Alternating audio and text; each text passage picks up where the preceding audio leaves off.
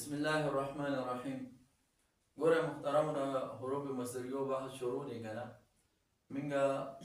ان چې کوم دي نو هغه ووي او ماشوم هم په دې باندې پوهه کړو نو دې به اوس په ما باندې پوهه کړو چې د حروف مصدریو نه بل چې کوم دي نو څه دی هغه ما د مصدریو نه راځي نو دې ته کې به تاسو ماشوم په دې باندې پوهه کړئ لکه ګورئ علیهم الارض بما رحبت نو دلته کې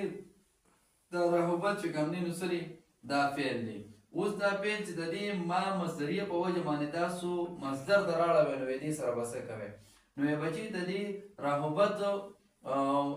ماضي د دې مصدر چې کوم دی نو چې هغه مصدر یې څه دی نو دې بچي روح د دې څه دی نو هغه مصدر دی نو ګورئ دا ما چې کوم دی نو څه شولو دا د منځه به ختم شي د دې ما په وجه باندې به دا فعل مصدر ته راوړئ اوس دې فعل ته به موږ وګورو چې دا فعل چې کوم دی نو د څه فعل دی نو دا د واحد مؤنث چې کوم دی نو دا څه دی دا فعل دی نو په دې کې ضمیر چې کوم دی هغه څه دی هي دی اوس موږ ماشوم په دې باندې پوه کړو چې بچي په مضاف مضاف الیه کې په مضاف مضاف الیه کې چې دا کم ضمایر موږ ته راغلي لکه داري دارونه داروکا نو په دغه ضمایرو کې د مؤنث لپاره موږ کم ضمیر راوړو د غایب مؤنث لپاره موږ کم ضمیر راوړو نو دی وایي چې په هغې کې موږ ها راوړو لکه داروها داروهما داروهن نو داروها دا ها راځي نو ورته وایي د دغه دا دلته کې هیه چې کوم دي د هیه په ځای باندې به ته ها ضمیر ولګې او د دې فعل په ځای باندې به مصدر ولګې او بابا چې کوم دي نو په خپل ځای باندې راشي نو موږ سره به عبارت څنګه جوړ شي علیهم الارض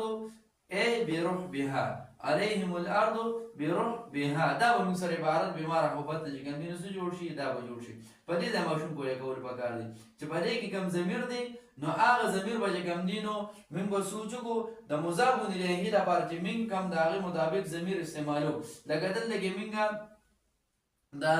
کوم ضمیر چې کوم دی نو مخاطب ضمیر نو په مضاف الیه کې چې کوم دی نو مخاطب لپاره څه راځي هغه کوم راځي دلته رحبت د غایب صیغه ده د غایب مؤنث صیغه ده نو د غایب لپاره کوم دی نو کوم ضمیر راځي هغه هي راځي نو اوس په مضاف الیه کې چې کله ضمیر واقع شي نو د غایب لپاره کوم ضمیر راځي نو ماشوم په باندې باندې پوهې کو چې ها ضمیر راځي نو رحبت په ځای باندې بس شي بروح بها بشي دا فعل به کوم دی نو موږ مصدر ته راوړو په دې ماشوم دغه شانتي پوهېږي چې کله کله به دا فعل موږ د ما مصدریه او د ان مصدریه په وجه باندې کوم دی نو څه ته راوړو دا به چې کوم دی نو مصدر ته راوړو او د مصدر ته راوړو طریقې چې کوم دی نو هغه دا طریقه ده